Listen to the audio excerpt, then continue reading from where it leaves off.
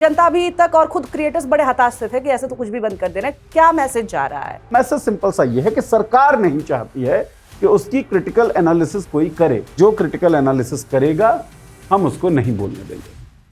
कहीं ना कहीं इनको लगने लगा था क्या कि इन लोगों को तो पता चल रहा है हम कौन सा सेक्शन यूज कर रहे हैं। तो ये जो पूरा इकोसिस्टम है कैसे काम कर रहा है ये अभी? सरकार दरअसल फ्रीडम ऑफ एक्सप्रेशन जो है उसको खत्म कर देना चाहती है। मैं 15, 20, 25 दिन तक अपना अकाउंट में यूज नहीं कर पाया तो मेरा फंडामेंटल राइट जो है उसको तो आपने वायलेट किया।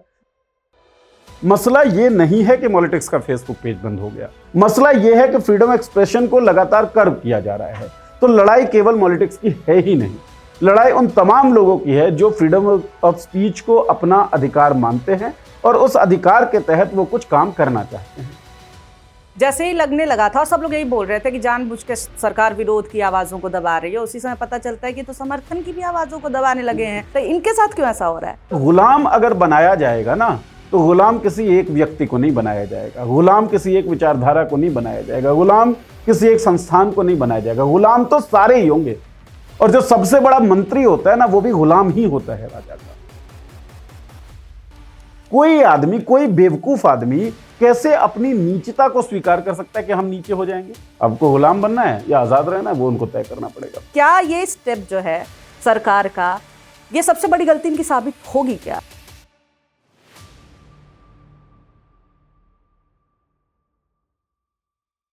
नमस्कार दोस्तों, सरकार एक के बाद एक कोशिशें कर रही है कि आवाजों को बंद कर दे, लेकिन ये कोशिशें धाराशायी होते हुए नजर आ रही हैं। पेजेस अब रिस्टोर होने लगे हैं। अभी तो एक्स के अकाउंट का जो हाईकोर्ट का फैसला आया है वो हम आपको बता देते हैं कि नेहरू और निमो यादव नाम से दो अकाउंट जो थे जिनको भारत में विथहोल्ड किया गया था, अब उन पेजेस को, उन अकाउंट्स को रिस्टोर करने का फैसला आ चुका है। हालांकि कंटेंट को लेकर के अभी भी रिव्यू कमेटी के पास जो है बातचीत गई हुई है। तो सर, सबसे पहले तो ये पूरा मामला जो है कि अगर आपने उनके अकाउंट को बहाल किया है तो कंटेंट पे अभी किस तरह से रिव्यू मीटिंग होगी या फिर क्या रिव्यू कमेटी का क्या फैसला ले सकती है, और इसका एक मैसेज जो है, क्योंकि जनता अभी तक और खुद क्रिएटर्स बड़े हताश से थे कि ऐसे तो कुछ भी बंद कर देना है, क्या मैसेज जा रहा है? मैसेज ये है कि सरकार जो है वो बिना किसी कानूनी चीज़ों को समझते हुए और बिना किसी कानून की परवाह करते हुए जो उसको खराब लग रहा है उसको बंद कर देने की कोशिश कर रही है। ये मैसेज जा रहा है और इस मैसेज पे आप ये लगा लीजिए कि कोर्ट की मुहर है। मैं ऐसा क्यों कह रहा हूँ? 19 तारीख को मेरे हिसाब से निमो यादव और नेहरू जो अकाउंट की आप बात कर रहे हैं, इसके अलावा मेरे हिसाब से 12 अकाउंट और थे जिनको बैन किया गया। 25 तारीख को निमो यादव जो हैं वो कोर्ट में दाखिल करते हैं अपनी अर्जी कि भाई कोर्ट में हम चैलेंज करेंगे इस चीज़ को। तब तक सरकार की तरफ से या मिनिस्ट्री की तरफ से किसी भी तरह का कोई कम्युनिकेशन उनके साथ किया नहीं गया।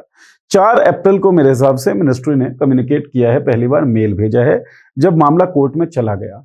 इसका मतलब शायद क्या मिनिस्ट्री ने यह सोचा था कि ये तो इंडिविजुअल सा बंदा है कोई, इनका हम अकाउंट बंद कर देंगे, ये कहाँ कोर्ट के चक्करों में पड़े रहेंगे, शायद ये सोचा हो। लेकिन जब दिखा कि नहीं, लोग कोर्ट में आ रहे हैं तो लीगल स्क्रूटनी होती और कहा जाता कि भाई आप जो कर रहे हैं वो गलत कर रहे हैं, तो सरकार शायद उस लीगल स्क्रूटनी से बचने के लिए वो मेल कर रही है ना। लेकिन मामला ये है कि फंडामेंटल राइट है मेरा फ्रीडम ऑफ स्पीच, मैं बोल सकता हूं, अभिव्यक्ति की आजादी है मेरे पास, मैं इसको एंजॉय करना चाहता हूं, यह अधिकार मुझे संविधान दे रहा है। ठीक है, आपने वो फंडामेंटल राइट तो मेरा वायलेट कर दिया ना।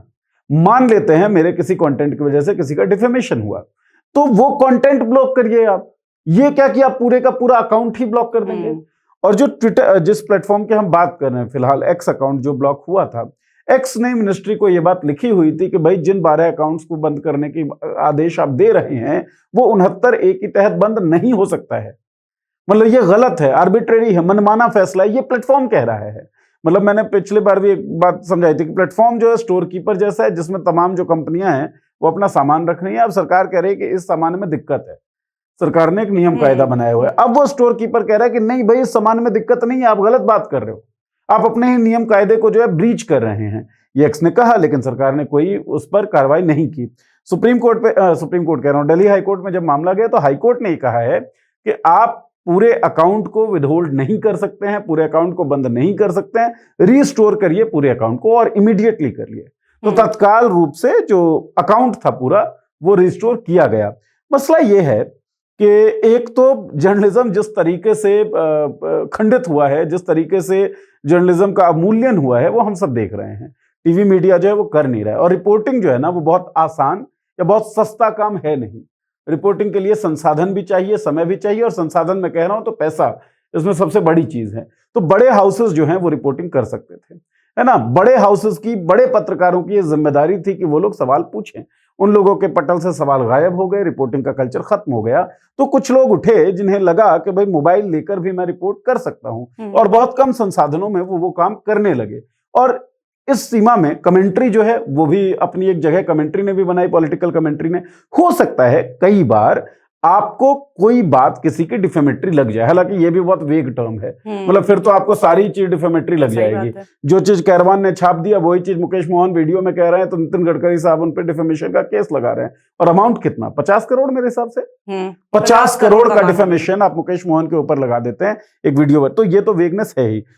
मैं फिर भी ये मान रहा हूं, चलिए एक कंटेंट डिफेमेटरी हो गया, 2 कंटेंट डिफेमेटरी हो गया, 3 कंटेंट डिफेमेटरी हो गया, आपने पूरा अकाउंट ही बंद कर दिया। मैं 15, 20, 25 दिन तक अपना अकाउंट में यूज नहीं कर पाया, तो मेरा फंडामेंटल राइट जो है उसको तो आपने वॉयलेट किया। उसके कारण जिस मेंटल एगोनी में, जिस मेंटल पीड़ा में मैं गुजरा हूं, उस मेंटल पीड़ा का कॉम्पनसेशन क्या है? आप कुछ कॉम्पनसेट करेंगे क्या? तीसरी बात, मान लीजिए मेरे 4 कंटेंट जो थे वो डिफेमेटरी थे या गलत थे, अनलॉफुल थे। उन 4 कंटेंट की वजह से जब आप मेरा पूरा अकाउंट ब्लॉक कर देते हैं, तो जो मैंने उन 4 कंटेंट के अलावा सैकड़ों कंटेंट बनाया, हजारों कंटेंट बनाया है, उन सब की जो वायबिलिटी है आप उसको भी खत्म कर रहे हैं। और फ्यूचर में जो मैं अपने फ्रीडम ऑफ स्पीच के अधिकार को एंजॉय करते हुए सही चीजें इन्फॉर्म करना चाहता हूं, आप मुझे उस मौके से भी हटा रहे हैं, उस मौके को मुझसे छीन रहे हैं। तो ये तो नेचुरल जस्टिस है ही नहीं ना कहीं। ये तो चलिए निमो यादव, जो प्रतीक शर्मा मेरे हिसाब से चलाते हैं, और कुमार नयन जो नेहरू चलाते हैं, ये लोग अफोर्ड कर सकते थे, ये लोग अदालतों तक चले गए। बहुत सारे लड़के लड़कियां या संस्थान भी मैं कहूं जो अलग अलग नाम से चलाती हैं आईडी, वो लोग अफोर्ड नहीं कर सकते, तो वो लोग तो आपने दबाया, वो दब जाते, यही खत्म होता। तो नेचुरल जस्टिस है नहीं। तो जो आपने मैसेज की बात की ना, मैसेज सिंपल सा ये है कि सरकार नहीं चाहती है कि उसकी क्रिटिकल एनालिसिस कोई करे। सरकार नहीं चाहती है कि उसकी योजनाओं का कोई एक दर्पण दिखाया जाए, आईना दिखाया जाए कि दरअसल हुआ क्या है। बेटी बचाओ बेटी पढ़ाओ तुम जब कहते हो, तो क्या तुमने जो बलात्कारों की फ्रीक्वेंसी है इस देश में, डेटा जो कहता है एनसीआरबी का, क्या वो कम हो गया है? जब तुम कहते हो सबका साथ सबका विकास, तो क्या मुसलमानों के ऊपर या दलितों के ऊपर जो उनके आइडेंटिटी के कारण हमले होते हैं वो खत्म हो गए हैं? जब तुम कहते हो बिल्कुल वो सद्भावपूर्ण चीजें और विकास इंगित राजनीति, तब तुम क्या ये नहीं मानते कि बहुत सारे नफरती लोग जो हैं वो सोशल मीडिया पर आकर सीधा कॉल करते हैं हिंसा को? तो वो सारी चीजें तो हो ही रही हैं। तो सरकार का मैसेज साफ है कि जो क्रिटिकल एनालिसिस करेगा हम उसको नहीं बोलने देंगे। अभी सर न्यूज डिग्गी का भी जो पेज था वो रिस्टोर हो चुका है। न्यूज डिग्गी के गजेंद्र आते हैं और वो कहते हैं कि जिस तरह से पॉलिटिक्स ने भी आवाज उठाई हमारे लिए प्रेस कॉन्फ्रेंस में और सब लोग साथ में आए, इस वजह से पेज रिस्टोर हुआ है। लेकिन आप ये भी देखिए उनको क्या इशू बताया गया, हमें तो कुछ नहीं बताया गया। उन्हें कहा गया कि कॉपीराइट इशू है, इस वजह से हम कर रहे हैं, बाद में पेज रिस्टोर होता है। तो यानी कारण अलग भी बता रहे हैं, केवल एक ही कारण, क्योंकि हम लोग बार बार सवाल कर रहे हैं कि आप इस सेक्शन का दुरुपयोग कर रहे हैं। तो कहीं ना कहीं इनको लगने लगा था क्या कि इन लोगों को तो पता चल रहा है हम कौन सा सेक्शन यूज कर रहे हैं। तो ये जो पूरा इकोसिस्टम है कैसे काम कर रहा है ये अभी? नहीं, मतलब मुझे ये लगता है, जो मैं पहले भी बोला है, कि केवल एक धड़ा जो है, और धड़ा नहीं बल्कि केवल सरकार जो है उसके आदेशों पे ही बंद नहीं हो रहा है, या केवल सरकार असहज नहीं हो रही है सवालों से। और अगर सरकार हो भी रही हो तो केवल सरकार ही उसके खिलाफ एक्शन नहीं ले रही है कि असहज करने वाले सवाल या असहज करने वाले जो कंटेंट है उनको नदारद कर दिया जाए प्लेटफॉर्म से। एक पूरा इकोसिस्टम है जो नहीं चाहता कि सरकार के खिलाफ किसी भी तरह का क्रिटिकल एनालिसिस हो। उस पूरे इकोसिस्टम में बड़े बड़े पूंजीपति भी शामिल हैं, और ऐसा पूंजीपति जो एशिया का सबसे अमीर आदमी भी बना, अडानी, और बिल्कुल मेटेरिक राइज जो है मोदी के रिजीम में, मोदी के शासनकाल में अडानी का हुआ। वो अडानी डिफेमेशन का केस करता है एक पत्रकार के ऊपर, रवि नायर के ऊपर। डिफेमेशन के केस में 1 साल की जेल होती है रवि नायर को। तो ये पूरा नेक्सस इस तरीके से काम करता है। वो तमाम बाबा लोग, श्याम मीरा सिंह के ऊपर कई केसेस हुए, हम एक डिफेमेशन का केस झेल रहे हैं फ्रॉड बाबा सीरीज के कारण, है ना, मतलब उसके एक वीडियो के कारण। तो एक ये नेक्सस है। दूसरा, बहुत सारी एजेंसीज होती हैं जो फेक आईडीज बना बना के आप पे कॉपीराइट इंफ्रिंजमेंट का आरोप लगा देती हैं।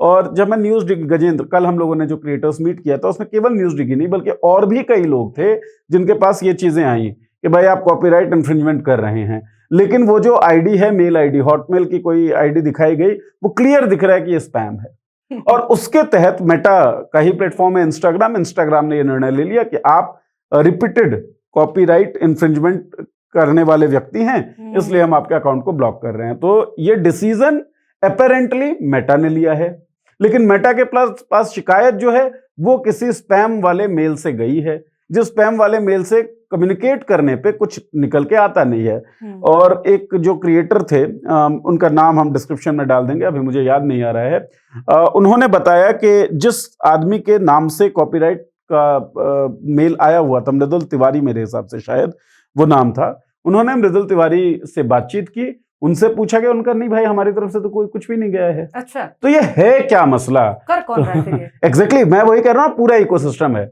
मेरे हिसाब से। वो पीआर एजेंसीज हो सकती हैं, वो अननोन गनमैन का जिक्र तो काफी होता है। और रुहुला मेहंदी साहब का जब इंटरव्यू किया था हमने कश्मीर के से, जो सांसद हैं जम्मू कश्मीर से, उन्होंने बताया था कि अननोन गनमैन बड़े चलते हैं कश्मीर के अंदर। तो अननोन पीआर एजेंट्स जो होंगे, या नॉन हेडेड, जिनका कोई शक्ल नहीं है, फेसलेस कहना ज्यादा ठीक रहेगा, तो फेसलेस एजेंट्स होंगे जिनको काम पे लगाया गया होगा कि भाई देखो ये वाली आईडी जो है ना, इसको हम सरकार के आदेश से बंद नहीं करवा रहे, इसको तुम देखो कैसे कर सकते हो। तो वो प्लेटफॉर्म का डिसीजन था, और प्लेटफॉर्म ने फिर जब बात उठी तो प्लेटफॉर्म ने दबाव में आके उनका अकाउंट जो है ओपन किया। और आपने कहा ना मॉलिटिक्स के प्रयासों से, मॉलिटिक्स ने आवाज जब उठाई थी, या प्रेस कॉन्फ्रेंस जब हम कर रहे थे, और लगातार हम जो बातचीत कर रहे हैं, इसमें सिंपल सा बात है कि मसला ये नहीं है कि पॉलिटिक्स का फेसबुक पेज बंद हो गया। और मैं बड़ी जिम्मेदारी से बतौर editor in chief of politics मैं ये बात कह रहा हूं, मसला ये है ही नहीं। मसला ये है कि फ्रीडम एक्सप्रेशन को लगातार कर्व किया जा रहा है। तो लड़ाई केवल पॉलिटिक्स की है ही नहीं, लड़ाई उन तमाम लोगों की है जो फ्रीडम ऑफ स्पीच को अपना अधिकार मानते हैं और उस अधिकार के तहत वो कुछ काम करना चाहते हैं। तो पॉलिटिक्स को दबाना मसला नहीं है। सरकार, मैं अगर ऐसा कहूं कि पॉलिटिक्स को ही दबाना चाहते, तो मैं ये नहीं कह रहा हूं। सरकार दरअसल फ्रीडम एक्सप्रेशन जो है उसको खत्म कर देना चाहती है। तो ये लड़ाई सब लोगों की है। पॉलिटिक्स ने एक इनिशिएटिव ली है, और उसी इनिशिएटिव के सिलसिले में कल हम लोग मिले भी थे, आप भी थी, और जिसके कुछ अंश जो हैं अलग अलग सोशल मीडिया प्लेटफॉर्म पे लोगों ने देख लिया होगा। तो अब सरकार जो ये मनमानी कर रही है, आर्बिट्रेरी फैसले ले रही है, इसके खिलाफ हमें लगता है कि एक सामूहिक प्रयास की जरूरत है, कलेक्टिव एफर्ट की जरूरत है। उस कलेक्टिव एफर्ट में हम लोग आगे बढ़ रहे हैं। जी सर, कैथरीन के बारे में तो जानेंगे ही, पर उससे पहले जैसे ही लगने लगा था, और सब लोग यही बोल रहे थे कि जानबूझ के सरकार विरोध की आवाजों को दबा रही है, उसी समय पता चलता है कि तो समर्थन की भी आवाजों को दबाने लगे हैं। जो लोग कहते थे कि अगर ये डिक्टेटरशिप है तो हमें डिक्टेटरशिप ही पसंद है, उन लोगों के ऊपर एफआईआर हो जाता है। नलिनी उनागर एक जेम करके पेज है, जो कि मतलब वो हार्डकोर राइट विंग है और बीजेपी समर्थक है, उसके साथ भी हो जाता है। लगभग 6 लोग हैं आई थिंक, जिनके ऊपर लगातार दिल्ली पुलिस से एफआईआर होती है, क्योंकि उन्होंने एफएसएसएआई के अगेंस्ट कर दिया था, ट्वीट कर दिया था, ज्यादा कुछ भी नहीं किया था, ट्वीट कर दिया था। उन्होंने अचानक से क्रांतिकारी बनने का मन किया होगा, लगा होगा कि एफएसएसएआई पे तो कर ही सकते हैं, कौन सा मोदी जी को बोल रहे हैं। लेकिन एफआईआर हो जाती है, तो ये अपने ही लोगों पे ये एफआईआर करवा रहे हैं, और अब वही जो जिनको डिक्टेटरशिप चाहिए था, वो अब जाकर के कह रहे हैं कि हमको समर्थन दीजिए। ये तो बहुत गलत बात है। इनके साथ क्यों ऐसा हो रहा है? सिंपल सी बात है, जो पहले मैंने जवाब दिया है ना, उसी में इसका आंसर छुपा हुआ है। उनका हमला किसी एक संस्थान पे, किसी एक व्यक्ति पे नहीं है, उनका हमला फ्रीडम एक्सप्रेशन पे है। कोई व्यक्ति उनके पक्ष में बोल रहा था, जब तक उनको सूट कर रहा है तब तक ठीक है ना। मतलब वो उस व्यक्ति को प्रोटेक्ट नहीं कर रहे हैं, वो तो अपने छवि निर्माण की कोशिशों में लगे हुए हैं।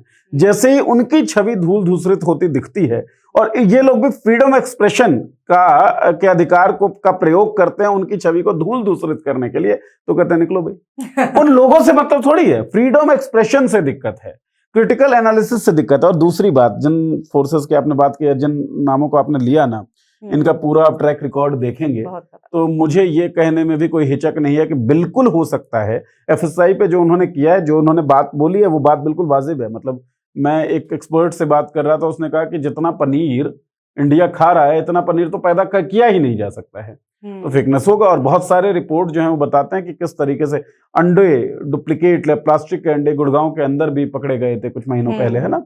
तो वो चीजें तो है ही हैं। लेकिन मुझे ये भी लगता है कि ये जितने भी राइट विंग फोर्सेस हैं, हो सकता है कि किसी के कहने पे किसी के खिलाफ ये कैंपेन चला हो, है ना, ये भी बिल्कुल संभव है। लेकिन फिर से, चाहे वो चला चाहे नहीं चला, कम से कम अब इनका दिमाग खुले, अब ये लोग नींद से जागे कि भैया गुलाम अगर बनाया जाएगा ना, तो गुलाम किसी एक व्यक्ति को नहीं बनाया जाएगा, गुलाम किसी एक विचारधारा को नहीं बनाया जाएगा, गुलाम किसी एक संस्थान को नहीं बनाया जाएगा। गुलाम तो सारे ही होंगे, और जो सबसे बड़ा मंत्री होता है ना, वो भी गुलाम ही होता है राजा का। तो अगर कोई तानाशाही प्रवृत्ति आपको गुलाम बनाना चाहती है, पहले आपको बेहतर लग सकता है कि हम नहीं हैं, हम तो इनके साथ वाले हैं। आप साथ वाले रह जाएंगे, आप नीचे रहेंगे, आप ऊपर नहीं जा सकते हैं। और मनुष्य होने का मतलब, हिंदू फिलॉसफी की अगर बात करें तो अहम ब्रह्मास्मि का नारा देते हैं शंकर आचार्य, है ना। और आचार्य शंकर जब अहम ब्रह्मास्मि कहते हैं तो उसका मतलब यह है कि हम सर्वोच्च हैं, हम सब सर्वोच्च हैं, है ना। जैसे ही कोई गुलाम बनाना चाहता है तो वो ये डिक्लेयर कर रहा होता है कि तुम सर्वोच्च नहीं हो, मुझसे नीचे हो। अच्छा, इन सबसे ऊपर हो लेकिन मुझसे नीचे हो। कोई आदमी, कोई बेवकूफ आदमी कैसे अपनी नीचता को स्वीकार कर सकता है कि हम नीचे हो जाएंगे? किसी की सर्वोच्चता कैसे स्वीकार कर सकता है? तो आंखें खुले कम से कम इन जहरीले लोगों की, कि फ्रीडम एक्सप्रेशन पे जब हमला हो तो वो समझें फ्रीडम एक्सप्रेशन केवल किसी निवेदिता या किसी नीरज का खत्म नहीं होगा। फ्रीडम एक्सप्रेशन खत्म होगा तो सबका खत्म होगा। गुलाम बनेंगे तो सारे गुलाम बनेंगे। आपको गुलाम बनना है या आजाद रहना है, वो उनको तय करना पड़ेगा। मॉलिटेक्स की जो गैदरिंग हुई थी सर, कि creators for freedom of speech, सभी लोग आए थे और काफी बड़ी संख्या में क्रिएटर्स आए थे।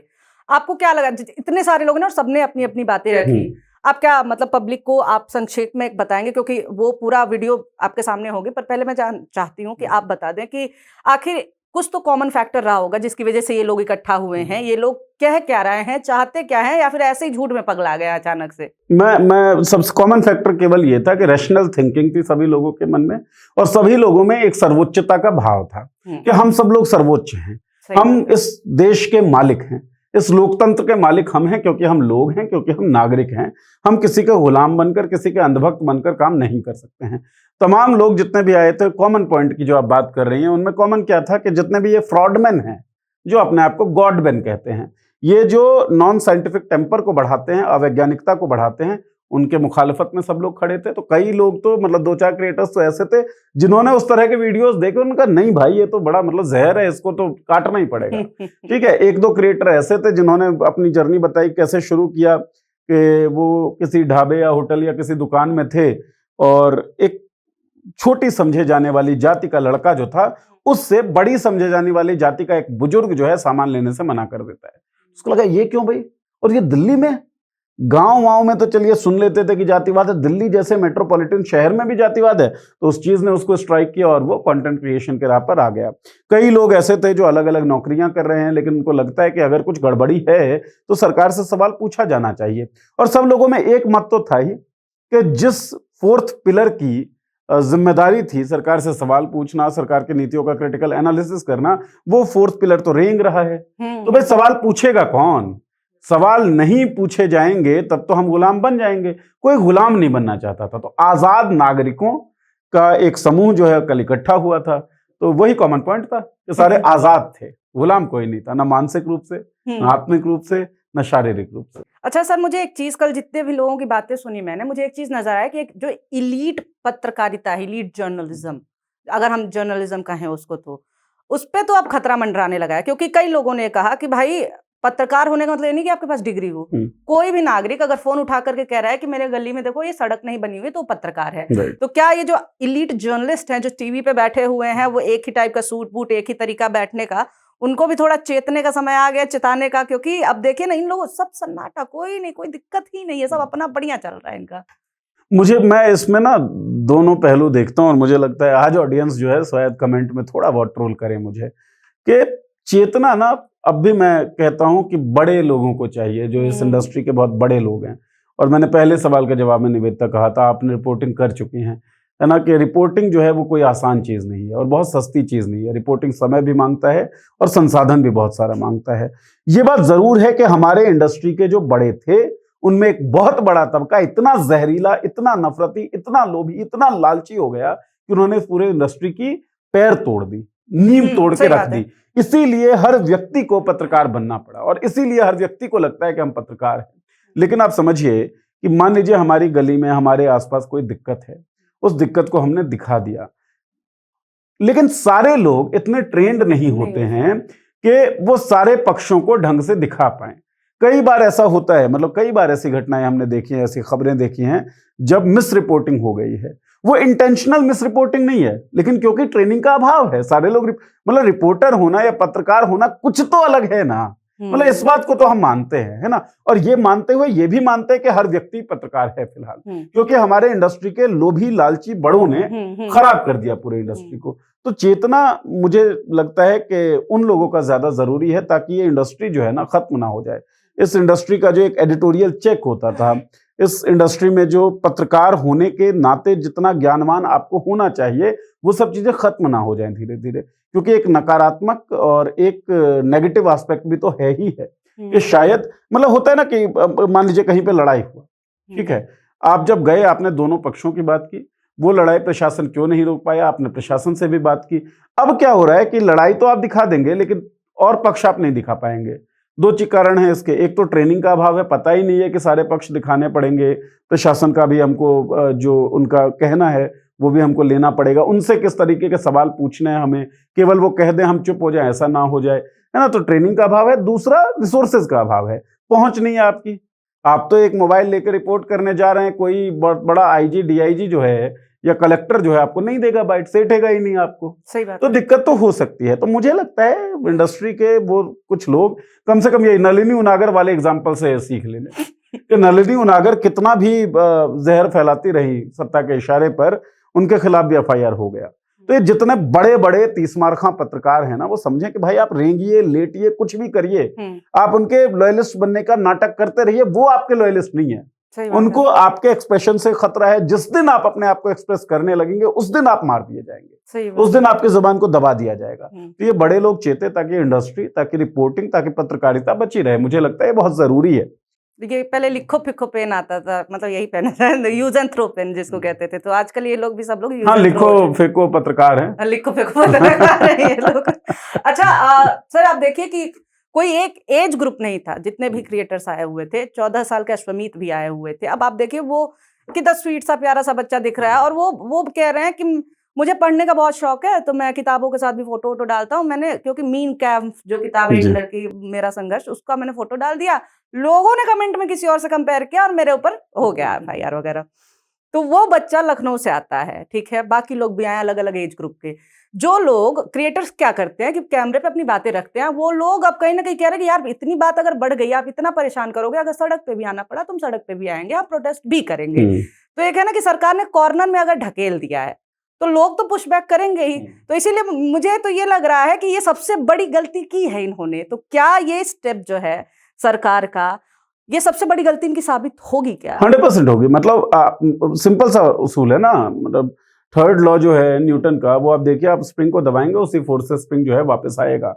और वो जो कहावत है कि आप कुछ लोगों को कुछ समय के लिए मूर्ख बना सकते हैं, कुछ लोगों के लिए को लंबे समय के लिए मूर्ख बना सकते हैं, लेकिन सारे लोगों को हमेशा के लिए मूर्ख नहीं बना सकते। तो वो लोग नहीं बनेंगे। और भारत का जो डीएनए है, भारत का जो चरित्र है ना, वो अंततः गुलामी से लड़ता है। हाँ, गुलाम इसकी मानसिकता जो है, मुझे लगता है हमारे समाज में बहुत सारे लोगों की मानसिकता जो है गुलामी भरी है। नहीं होती तो ब्रिटानी हुक्मरान जो थे वहां पे शासन नहीं करके जाते, लेकिन अंततोगत्वा हम लड़ते हैं, और हम तो ब्रिटानी हुकूमत के झंडे हम लोगों ने नीचे कर दिए। तो उस गुलामी के खिलाफ हिंदुस्तान जो है वो खड़ा हो जाएगा। अब जाहिर होने दे रहे हैं कि हमने तुमको गुलाम बना दिया है। इस तरह के स्टेप्स से सरकार बहुत बड़ी गलती कर रही है। सरकार वो आग फैलाने की कोशिश कर रही है जो किसी के कंट्रोल में है नहीं, है ना। और आग मैं क्यों कह रहा हूं, इसको मतलब मेटाफोरिकली ही लीजिए, कई बार लिटरली लोग ले रहे हैं कि आप जब बहुत ज्यादा दबिश बनाते हैं ना, तो कहते हैं यार तू दबा ही ले, अब क्या करेगा बता। हाँ, और गांधी ने इस समाज को सिखा दिया है। मतलब एक बार तो बताया है ना कि जेल से डरना नहीं है, जेल भरो आंदोलन करके। तो जब बहुत ज्यादा इस तरह का अत्याचार बढ़ेगा तो लोग कहेंगे चलो यार भर लो, कोई बात नहीं बोलना है ना, हम बोलेंगे, अब तुमको जो करना है वो करो। तो कितने जेल हैं और कितने लोग हैं, कितना भरोगे, तो समस्या आएगी। सही में इतनी बड़ी 120 करोड़ को आप भर तो नहीं पाओगे। अच्छा सर, वापस यही नीमो यादव वाली चीजों पे लौटते हैं। एक क्यूरियोसिटी थी जिसके लिए मैंने आपसे पहले भी बात की कि सर कुछ एक लूप होल मुझे दिख रहा है जो कि जिसका फायदा सरकार उठा सकती है। जैसे कि रिस्टोर आप कर दीजिए अकाउंट आपको बैन करना, ये बहुत ज्यादा ड्रास्टिक कदम है, लेकिन कंटेंट आप क्या सही है क्या गलत उस हिसाब से कर सकते हैं। तो ये एक लूप होल तो कोर्ट ने ही दे दिया है। तो क्या इसका फायदा तो सरकार उठाएगी? और रिव्यू करने वाले कौन लोग हैं? यही लोग हैं जिनको वो तो कहेंगे कि हाँ ये भी डिफेमेटरी है, ये भी सब हटा दो। तो रिस्टोर अकाउंट हो रहा है, पर अगर कंटेंट अपने हिसाब से डालने की आजादी ना हो, वो रिव्यू कमेटी तय करेगी, तो फिर फायदा क्या है? ये भी तो एक लूप होल है। हाँ, तो मसला ये यहाँ पे इतना छोटा मसला है नहीं निवेदिता। ये मसला ये है कि भारत में पत्रकारों को क्या कोई विशेषाधिकार मिला हुआ है? नहीं मिला हुआ है। आपकी आजादी उतनी है जितनी एक कॉमन आदमी की आजादी है। तो पत्रकार अपने अधिकार के लिए लंबी लड़ाई लड़ें, संघर्ष करें, ये जरूरी है। कोर्ट जो है वो तो कानूनी दायरा जो है उसी के हिसाब से फैसला देगा। कानून ये है कि रिव्यू कमेटी, और जो एएसजी थे, असिस्टेंट सॉलिसिटर जनरल, मेरे हिसाब से जो अपीयर हो रहे थे यूनियन ऑफ इंडिया की तरफ से, उन्होंने कहा कि नेचुरल जस्टिस का कॉन्सेप्ट जो है वो इस कानून के अंदर है ही, और उससे वो नेचुरल जस्टिस बता रहे हैं। तो कानून फिलहाल ये है कि रिव्यू कमेटी होगी। लेकिन आप समझिए कितनी बड़ी मूर्खता है जिसकी आलोचना के कारण, मतलब ये तो एफिडेविट में कहा गया ना कि इन अकाउंट्स को इसलिए बैन किया जाता है क्योंकि ये प्रधानमंत्री नरेंद्र मोदी की छवि का हनन कर रहे हैं, छवि खराब कर रहे हैं, बैड टेस्ट में दिखा रहे हैं, छवि खराब कर रहे हैं। प्रधानमंत्री सरकार के मुखिया हैं, विभाग एक तरीके से प्रधानमंत्री का सबऑर्डिनेट हुआ। हाँ। अगर उनका ये मानना है ही, वो हलफनामे में ये कह ही रहे हैं कि बैड टेस्ट में प्रधानमंत्री को दिखा दिया जा रहा है, तो वो क्या निर्णय कंटेंट के ऊपर निष्पक्षता से लेंगे? ये तो बहुत बड़ा सवाल है। और ऑब्वियसली मतलब लूप होल, कोर्ट तो क्या, कोर्ट तो नियम कायदों से चल रहा है, लेकिन ये बहुत बड़ी दिक्कत है। मतलब जो पावरफुल है आपने उनपे सेंसरशिप का कंट्रोल दे रखा है। तो ये नियम ही पत्रकारिता के खिलाफ है और पत्रकारों को इस नियम के खिलाफ लड़ना पड़ेगा। मैंने कहा ना, जैसे उन लोगों की लड़ाई, जो लोग चैनल्स बंद करवा रहे हैं, अकाउंट्स बंद करवा रहे हैं, उनकी लड़ाई किसी एक इंडिविजुअल से नहीं है। उनकी लड़ाई फ्रीडम एक्सप्रेशन से कि हम इसको खत्म करेंगे। Freedom expression should not exist, क्योंकि आज निवेदिता है, अभी नीरज है, कोई और है, कल कोई और आ जाएगा। फ्रीडम एक्सप्रेशन अगर बचा रहेगा तो, है ना।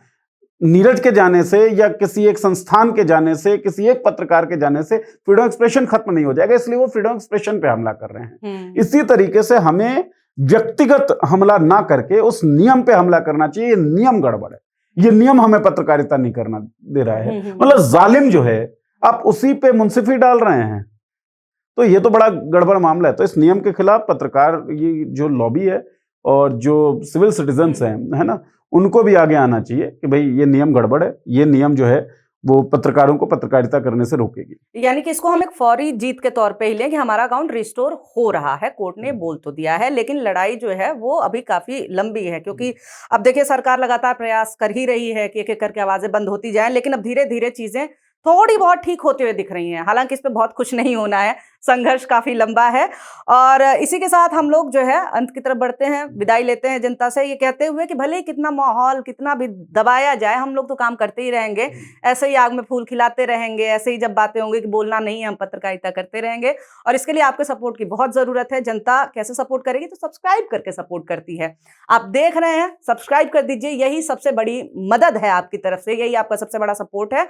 और कमेंट करिए, अपनी राय भी रखिए, अगर कुछ नहीं है लिखने को तो #सपोर्ट पॉलिटिक्स लिख करके भी आप हमारा सपोर्ट। इसके अलावा एक रिक्वेस्ट मैं भी कर लूं दर्शकों के साथ कि www.politics.in, फेसबुक हो, इंस्टाग्राम हो, यूट्यूब हो या फिर ट्विटर हो, एक्स हो, ये सारी अलग अलग कंपनियों की वेबसाइट हैं।